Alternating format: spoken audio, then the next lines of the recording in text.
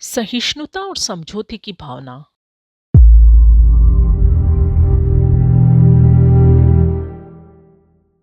संसार में निर्दोष व्यक्तियों की संख्या बहुत कम है। अगर मनुष्य में 10 गुणों के मुकाबले में दो चार दोष हो तो उसे बहुत ही गनीमत समझना चाहिए। अन्यथा आजकल का सामाजिक आर्थिक राजनीतिक वातावरण ऐसा अस्वाभाविक बन गया है कि उसके परिणाम स्वरूप लोगों में तरह तरह के दोष व दुर्गुण सहज ही पैदा हो जाते हैं। ऐसी दुनिया में अगर सुधार का सहयोग का इच्छुक सहिष्णुता और समझौते की भावना से काम लेना नहीं चाहता तो वह सफल कदापि नहीं हो सकता। अगर हमको समाज में या अपने व्यक्तिगत क्षेत्र में सहयोग की भावना की वृद्धि करनी है तो उसके लिए लोगों की निर्बलताओं त्रुटियों को क्षमा करते हुए काम निकालना पड़ेगा। इससे सदैव सबके साथ सहृदयता का व्यवहार करना आवश्यक है, जिससे वे हमारे मित्र बने रहकर धीरे धीरे हमारी बातों पर ध्यान देकर अपना सुधार करने में समर्थ हो सकें। सबकी बुद्धि एक समान नहीं है। आत्मनिरीक्षण करने की, अपने आप को जांचने की योग्यता हर किसी में नहीं होती।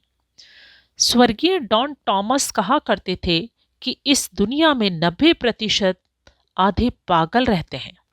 आधे पागल न भी हो तो भी इतना निश्चय मानना पड़ेगा कि आत्म परीक्षण करने और वस्तु स्थिति को समझने की योग्यता बहुत कम लोगों में होती है। वे भावावेश, कल्पना की उड़ान और स्वतंत्र धारणा के अनुसार अपने अपने मत निर्धारित करते हैं। इस मत निर्धारण में विचारशीलता की नहीं वरन अंधविश्वास की प्रधानता होती है। जहां विचारशीलता की प्रधानता है वहां गलती समझने और स्वीकार करने की क्षमता होगी। किंतु ऐसे सौभाग्यशाली पुरुष अभी इस भूतल में उंगलियों पर गिनने लायक हैं।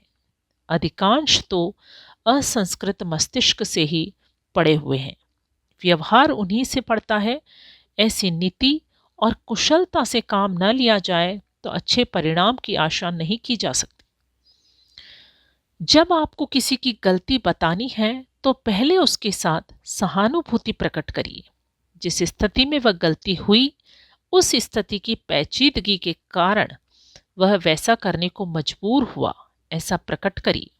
क्योंकि यदि जानबूझकर भी उसने गलती की है तो वैसा कहकर उसकी लोक लज्जा को नष्ट करना उचित नहीं। अपने को मूर्ख सिद्ध न होने के लिए वह दुराग्रह करेगा और गलती को गलती साबित न होने देगा। उल्टा दुराग्रह उसका समर्थन करेगा। लड़ झगड़कर आप अधिक से अधिक किसी को चुप कर सकते हैं, पर इससे वह इस बात को मानने के लिए मजबूर न हो जाएगा, वरन अपने अपमान का बदला लेने के लिए उसी पर अड़ बैठेगा। उस समय की परिस्थिति से मजबूर होकर दबाव से अन्य कारणवश वैसा करना पड़ा होगा। ऐसा कहने से गलती को सही स्वीकार करना सरल हो जाता है। गलती बताकर अपनी बुद्धिमानी साबित की जा रही है, ऐसी आशंका भी उसके मन में मत उपजने दीजिए।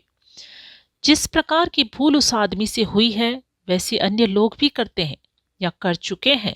ऐसे उदाहरण बताने से गलती स्वीकार करने में उसे विशेष हिचकिचाहट नहीं होती।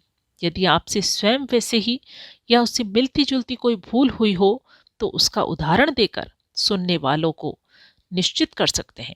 उसको नीचा साबित करने के लिए वह बात नहीं कही जा रही। आम लोगों के सामने इस प्रकार के वार्तालाप करने की अपेक्षा एकांत में करना अधिक उपयोगी है, क्योंकि वहां प्रतिष्ठा घटने की अधिक आशंका उसे नहीं रहती और सच्चाई की तह तक पहुंचने में किसी हद तक मार्ग सुगम हो जाता है। जिसने गलती की है उसे अपराधी या पापी कहा जा सकता है, पर ऐसा कहना हानिकार है, क्योंकि इससे उसके तामस स्वभाव को प्रोत्साहन मिलेगा। जब अपराधी, पापी, दुष्ट, मूर्ख, दुरात्मा, नालायक उसे साबित किया जा सकता है तो हो सकता है कि अपने सद्गुणों और सात्विक स्वभावों की संभावना पर अविश्वास करने लगे और निर्लज्जतापूर्वक दुर्बुद्धि लोगों की श्रेणी में खड़ा होकर अधिक नीचता पर उतर आए। इसलिए गलती को भूल के नाम से ही पुकारिए। पाप और अपराध का कर्ण कटु नाम प्रयोग मत कीजिए। भूल को सुधारना आसान बनाइए। त्रुटि रहित जीवन की महत्ता बताइए और उसे फिर से सुधारने के लिए प्रोत्साहित कीजिए। जिसने गलती की है वह अपने को पवित्रता से रहित और सुधरने में असमर्थ समझने लगता है। इस धारणा को धैर्य बंधाकर, गलती को छोटी बताकर, प्रोत्साहन देकर जैसे भी बन सके दूर करना चाहिए। कटु वचन कहकर किसी का दिल तोड़ देना आसान है, ऐसा तो एक बेवकूफ़ भी कर सकता है। आपका कार्यक्रम ऊंचा होना चाहिए। दिल बढ़ाने का, सही मार्ग पर लाने का प्रयास कठिन है। आपकी बुद्धि को यह चुनौती दी जाती है कि वह कठिन प्रयास द्वारा उपयोगी कार्य संपादन करके अपनी महत्ता साबित करे। किसी को हुक्म मत दीजिए, तुम यह करो, तुम वह करो। हुक्म देने का तरीका सेना में अच्छा समझा जाता है, परंतु सामाजिक जीवन को हम लोग सैनिक की तरह नहीं, वरन सहयोग के साथ भाईचारे के आधार पर व्यतीत करते हैं। इसमें हुक्म देने की पद्धति कारगर नहीं होती। वेतन भोगी नौकर भी यही चाहता है कि मुझे केवल मशीन का जड़ पुर्जा न माना जाए। जिस कार्य में अपना विचार समन्वित नहीं होता, जिस कार्य में अपनी दिलचस्पी नहीं जुड़ती, वह कार्य आधे मन से बेकार की तरह किया जाता है। पराया जराया यह कहावत मशहूर है। दूसरे के काम को ऐसे किया जाता है मानो जराया हुआ हो, जला दिया गया हो।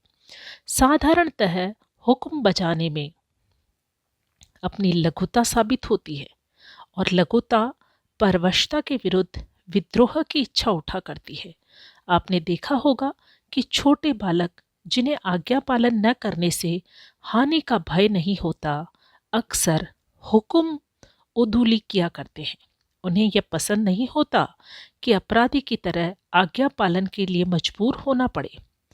बड़ा होने पर मनुष्य लाभ या भय के कारण हुक्म बजाता है, पर आंतरिक इच्छा उसकी वैसी नहीं होती। विश्व में आजकल स्वतंत्रता की तीव्र मांग है। स्वतंत्रता के लिए मानव जाति घोर संघर्ष कर रही है, बड़ी बड़ी कुर्बानी कर रही है। आध्यात्मवादी भी मुक्ति चाहते हैं। मुक्ति या स्वतंत्रता एक ही वस्तु के दो नाम हैं।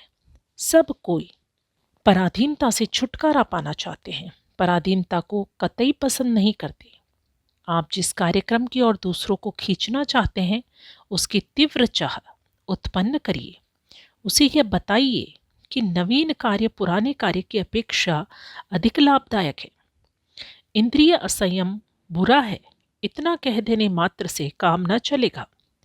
यदि किसी को ब्रह्मचर्य के पथ पर अग्रसर करना चाहते हैं तो स्वस्थ और सुंदर ब्रह्मचर्य का उदाहरण सामने उपस्थित करिए और स्पर्धा उत्पन्न कीजिए कि वह भी ऐसा ही भरे हुए गुलाब से चेहरे का सौंदर्य प्राप्त करे। शरीर को सुडौल, बलवान और निरोग बनावे। इन लाभों की ओर जितना आकर्षित किया जा सकता है, उतना ही वह ब्रह्मचर्य पर दृढ़तापूर्वक आरूढ़ हो जाएगा। काम करना कोई पसंद नहीं करता, सब चाहते हैं कि बैठे ढाले बिना मेहनत किए चैन से गुजरती रहे। परिश्रम का अप्रिय काम करने के लिए जब प्रेरणा मिलती है, जब उससे कच्चा फल मिलने की आशा होती है, जोखिम से भरे हुए खतरनाक और दुस्साध्य कामों का लाभ विशेष लाभ की आशा से उठाया जाता है।